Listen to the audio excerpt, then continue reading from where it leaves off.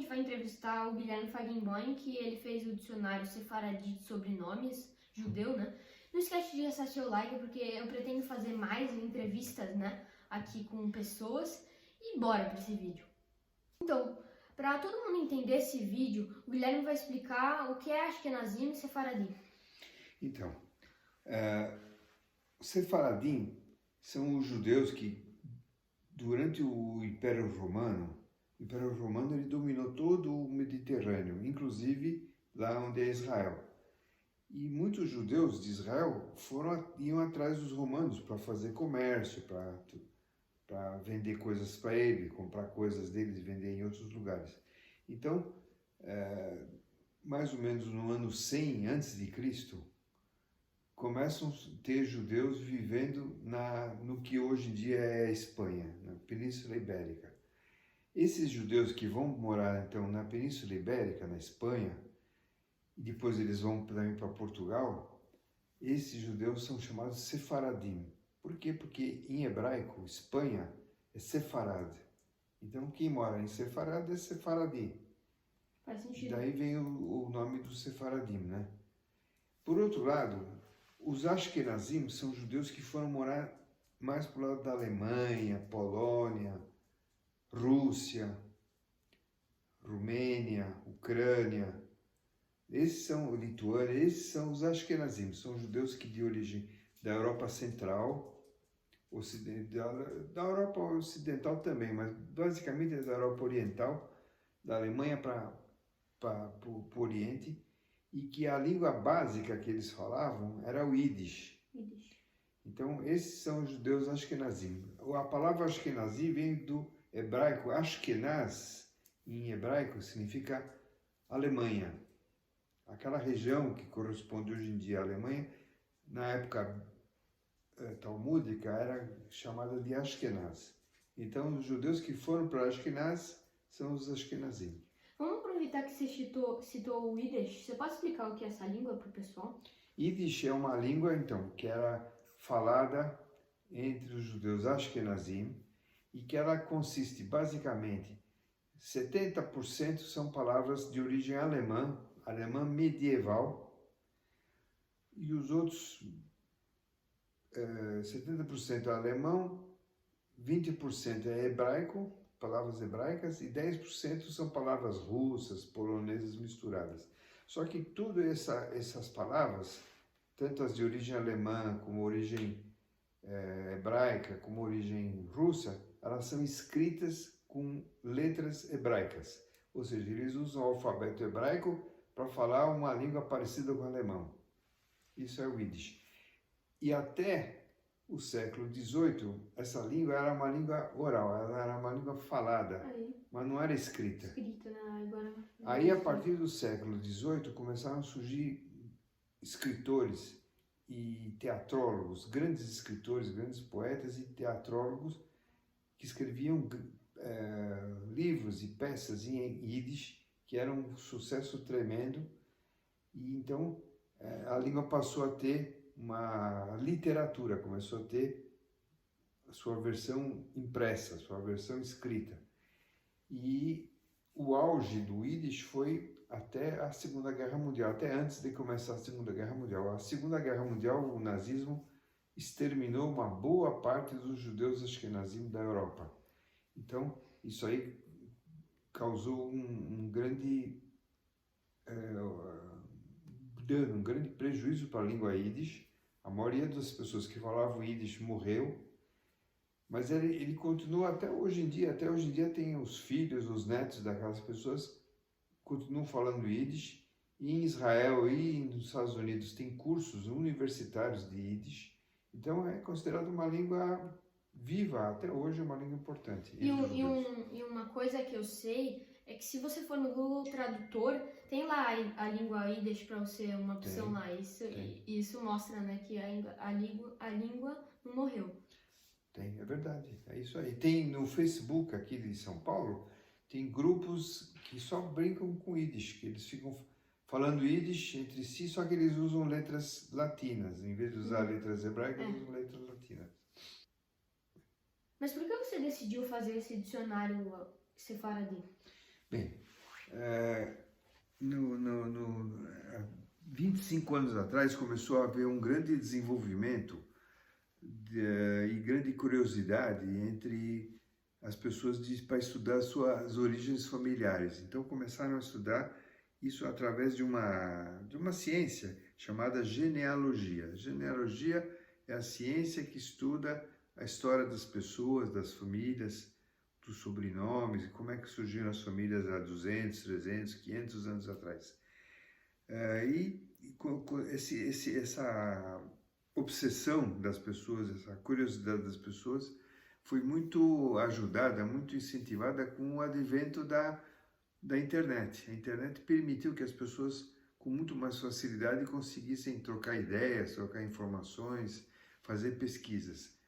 E então surgiram várias sociedades de genealogia judaica no mundo todo, principalmente na Europa, Estados Unidos e Israel.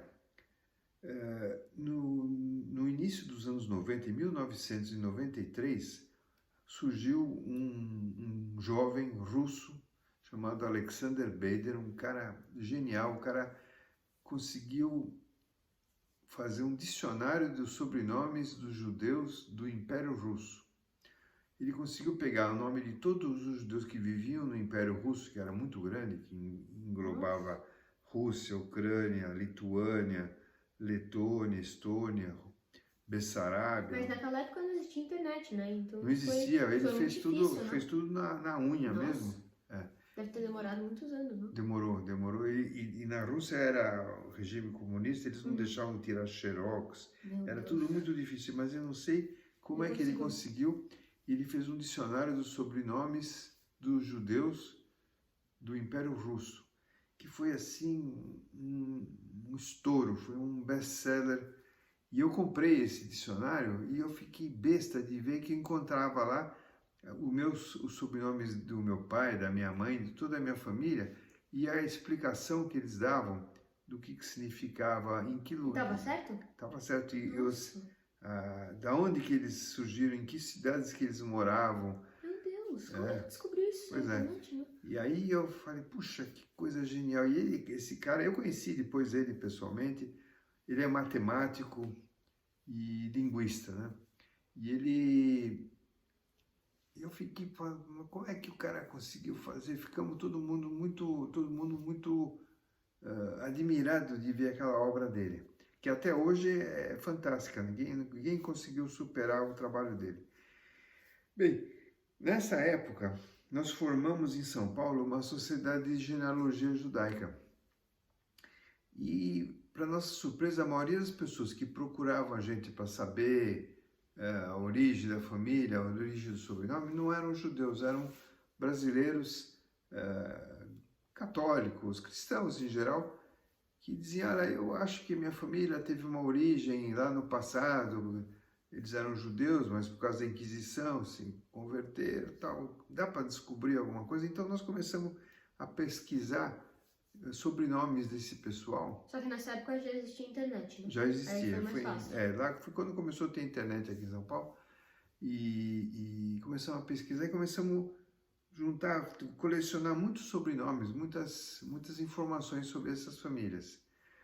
Até que chegou uma hora, o que nós vamos fazer com esse monte de sobrenomes que nós temos na mão? Aí eu me lembrei do livro do Russo lá e resolvemos fazer então um dicionário de sobrenomes de Sefaradim, porque os cristãos novos brasileiros, eles descendem de Sefaradim, da Espanha e de Portugal. Então, começamos a pesquisar aqui. Você tem muito sobrenome que é tanto usado por cristão novo, como por judeu sefaradim, como também alguns por cristãos velhos. O que é cristão novo? Cristão novo são os judeus que há 500 anos atrás foram convertidos à força ao cristianismo, na Espanha e em Portugal. Em 1492 teve um decreto lá, um edito real da Rainha Isabel, que ela disse assim, os judeus, ou vocês se convertem, ou vocês vão embora da Espanha, e se vocês ficarem aqui sem se converter, vocês morrem. Então, uma parte foi embora da Espanha, outra parte ficou e se converteu. E a mesma coisa aconteceu alguns anos depois em Portugal. Então, nós começamos a pesquisar os processos da Inquisição, começamos a pesquisar sinagogas sefaradim, começamos a pesquisar cemitérios, começamos a pesquisar listas de imigrantes, uma série de fontes, né, que permitiam a gente descobrir quem eram os sefaradim que moravam, por exemplo, na Jamaica, no século XVII, 1650, 1700, e começamos a fazer, então, esse dicionário. E nós usamos como, a nossa pensamento era fazer uma coisa parecida com o do russo. Só que com o tempo nós começamos a perceber que não dava para usar a mesma metodologia do russo. Mas ele nos inspirou para fazer esse dicionário e que acabou ficando muito bom. Conseguimos juntar 15 mil sobrenomes e com o sobrenome, com o significado do sobrenome, os lugares que ao longo dos últimos 500 anos as pessoas que tinham esse sobrenome e que eram judeus ou cristãos novos moraram, aqueles nomes que aparecem nos processos de Inquisição, então a gente escreve também em que processo de Inquisição ele aparece, e colocamos também todas as fontes bibliográficas, todos os livros e documentos que nós pesquisamos para fazer o dicionário. E eu soube que tem a versão em inglês também, né? Esse dicionário ele é em inglês e português, tá? Ah, para quem... ele é bastante vendido no exterior também. Legal. E quanto tempo demorou mais ou menos para fazer esse dicionário aí com 15 mil sobrenomes, né? Olha, esse dicionário, nós lançamos ele em 2003, ficou pronto em 2003, foi lançado, e começou a ser escrito em 1995, levou 8 anos. E éramos em 3 autores, 3 pessoas. Uma pessoa, que era a Ana Rosa, o trabalho dela, ela viajava muito para a Europa, ela tinha que procurar livros e informações para trazer para a gente pesquisar nesses livros. O Paulo Valadares, que é a pessoa que pegava os livros e ia catando os sobrenomes, e eu que fiz a parte de sistematização, que era pegar aí o material que o Valadares e a Ana Rosa coletavam e lançar isso aí no computador. Fizemos o dicionário usando uma planilha Excel. E então a parte de sistematização eu fazia. E uma vez por semana a gente se reunia para discutir nomes que a gente desconfiava que tivessem errados ou algumas informações que tinham que ser melhoradas, né? Depois que nós fizemos o dicionário, ficamos testando ele também um bom tempo para ver se ele realmente funcionava direitinho. E depois escrevemos a introdução, que é interessante. A introdução do livro tem umas 150 páginas só falando da história do Sefaradim, como é que eles surgem, o que eles fizeram, o que aconteceu depois da Inquisição, durante a Inquisição, depois, para os países que eles foram se espalhando. E depois tem a parte que a gente chama de onomástica, a parte de estudo dos nomes que eles usam e quais eram os nomes mais comuns, mais frequentes, como é que era construídos os nomes que eles usavam. E também lançaram várias edições, né, que você disse que corrigiram erros entre as edições. Aí fizemos a primeira edição, que foi lançada em 2003, aí no final de 2004 nós lançamos a segunda, que já vendeu tudo, e lançamos a segunda edição, onde nós já fizemos correções e melhoramentos no livro. Aí veio a terceira edição, que ela é feita nos Estados Unidos. Ela não... Você pode daqui comprar, se você quiser, mas ela é feita nos Estados Unidos em paperback, em capa mole. Aqui tem no Brasil capa dura e é colorida. E aí agora lançamos a quarta edição, que é pela editora da livraria Sefer. A primeira e segunda edição foi pela editora Fraia, a terceira pela editora Avoteno, que é de lá de Nova York, e a quarta agora pela Sefer. E onde a gente pode comprar isso? Só na livraria Sefer ou... Eu acho que nesse momento a livraria Sefer está vendendo, eu sei que estão vendendo bastante. Eu creio que eles vão também fornecer para outras livrarias venderem. Como está tendo coronavírus, aí o pessoal está meio sem saber como é que vai fazer para comprar. Então eles estão vendendo muito pelo correio. Pela internet, né? Pela internet, né? Então, no site da Livraria Sefer você consegue compra, achar. tem. Então, eu vou deixar aí, pessoal, o link na descrição para quem quiser comprar esse dicionário. Como é que funciona o dicionário? Você está procurando o teu sobrenome lá. Você quer saber se o sobrenome teu está no dicionário, tá? Então, digamos que seja Navarro. Navarro, que é um sobrenome que existe bastante gente com esse sobrenome, tanto judeus como não judeus, tanto cristãos novos como judeus e como cristãos velhos. Então, você tem aqui o guia, o manual de como é que se usa o dicionário, tá? Então, você vai na letra N, procura lá, porque o dicionário ele é feito em ordem alfabética, Ordem tá? alfabética, para ser mais fácil. Como todo dicionário, ele tem que ter uma ordem alfabética. É. Então, você vai na letra N, procura Navarro, aí você vai ver que tem variações para Navarra e Navarro, mas é tudo um sobrenome só, é Navarro. Aí tem a descrição. Aí em seguida vem as cidades e os países onde encontramos esse nome sendo usado por judeus, tá?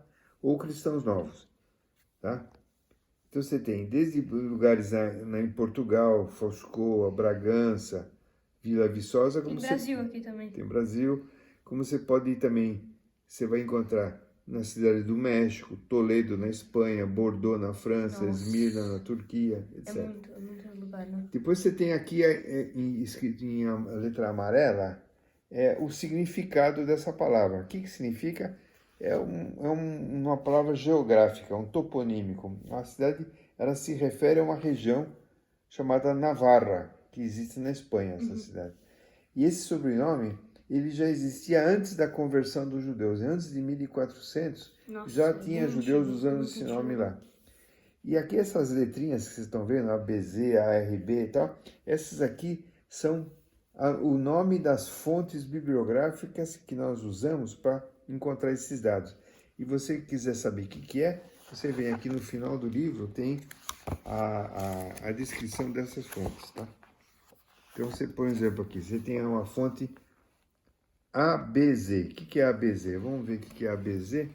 Você vem aqui, ABZ. André Cohen de Lara, Árvore Benzaken. É um manuscrito que foi escrito há 23 anos atrás por esse camarada aqui, André Cohen de Lara, falando da genealogia da família Benzaken. Então, você tem então várias fontes que você pode investigar. Além disso, nós encontramos processos de inquisição onde aparecem judeus de sobrenome Navarro. Tem tanto na Inquisição de Lisboa, na Inquisição do México e na Inquisição de Coimbra. Então, se você for na Torre do Tombo pesquisar processos de Inquisição, você vai achar processos desse nome. E depois, finalmente, nós damos um nome aqui de um judeu chamado Moisés Navarro, século XIV, ou seja, anos 1300, que era rabino e médico em Portugal. Tá? Então, essa aqui é como funciona o dicionário. Então, o que você vai vendo tem o nome das pessoas, em muitos casos tem a fotografia, tem o emblema de algumas famílias, tá vendo? Família Montefiore, família Montel. No caso do Montefiore era um cara famoso, então tem a foto do Montefiore também. Dá pra ver que é muito detalhado, né? A gente conseguiu botar o máximo possível de informações que a gente conseguia achar, né? Mas o do russo é mais, então? Não, do russo não é mais do que nosso. É que ele tem muito mais sobrenomes de judeus russos do que de judeus sefaradim. O judeu russo tem uns 30 mil sobrenomes diferentes. Nossa. Aqui tem 16 mil. Mas assim mesmo, o nível de detalhamento é praticamente o mesmo. O que o pessoal quer muito saber, eu imagino, né? Se você já fez outro livro. Eu fiz um outro livro. Depois desse aqui, eu fiz um livro chamado Os Primeiros Judeus de São Paulo. A história contada através do cemitério da Vila Mariana. Que nós fizemos esse livro há uns 10 anos atrás, e ele conta a história do cemitério judeu de Vila Mariana, que é o primeiro cemitério Judeu. dos judeus que já está que ele já virou um cemitério histórico. Ele não se fazem quase mais enterros lá. Hoje em dia o pessoal usa mais o Butantã e o Embu, né? Então você fizer uma pesquisa em todos os túmulos lá, é um cemitério de imigrantes, de pessoas que a maioria lá, quase todo mundo nasceu fora do Brasil, ao contrário do Embu e de Butantã, que a maior parte já são nascidos aqui. Mas o cemitério da Vila Mariana é um cemitério de imigrantes e que você vê a história da comunidade, você pode ver a história da comunidade através da observação dos túmulos. De onde que vieram os caras que fizeram as primeiras escolas, sinagogas, instituições judaicas de São Paulo. Então esse livro também foi bacana, um trabalho que deu bastante prazer de fazer. Foi um trabalho de campo, nós fomos visitando cada um dos túmulos e pesquisando. Você tirou muita foto também? Foi tirado as fotos. Eu soube que você apareceu na TV, né? Que TV que você apareceu? Foi na Gazeta e depois na Record. Se vocês quiserem ver a reportagem com ele, tá aí no YouTube, né? Vocês podem pesquisar Guilherme Fagenboim, alguma coisa assim, né? E eu agradeço a participação do Guilherme Fagenboim aqui no canal Quarentena, que por sinal é meu avô, né? E não esquece de deixar seu like pra gente ter mais entrevistas aqui. E por sinal, a gente podia fazer uma entrevista também sobre esse livro dos primeiros judeus de São Paulo. Podemos fazer uma outra oportunidade. Então eu vejo vocês no vídeo da quarta. Falou, pessoal! Tchau, tchau.